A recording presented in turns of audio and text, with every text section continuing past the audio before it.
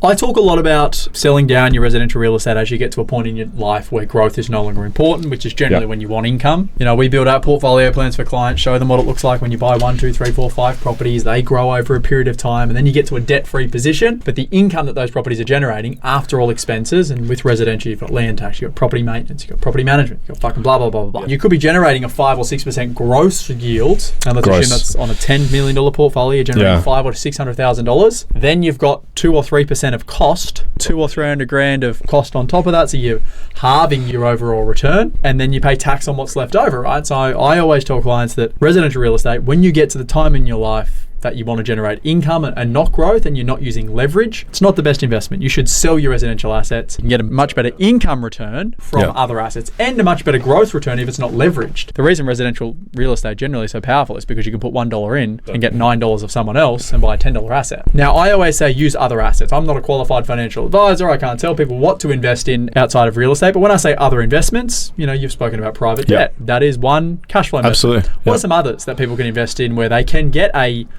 6 to 10% cash flow return versus a 3 to 5 or 3 to 6% gross cash flow return with residential? That's exactly right. Let's put some high level numbers behind it, right? So, and we'll talk percentages.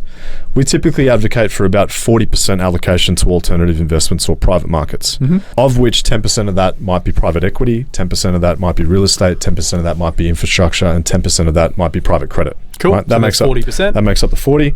You typically got about 5% in cash, so that brings you up to 45%. You need a certain amount of cash to jump on opportunities and also just to pay for unexpected living costs. And then the remaining amount is split between equities and fixed income. Right. So you're probably looking at something like 45% in equities and 10% in fixed income.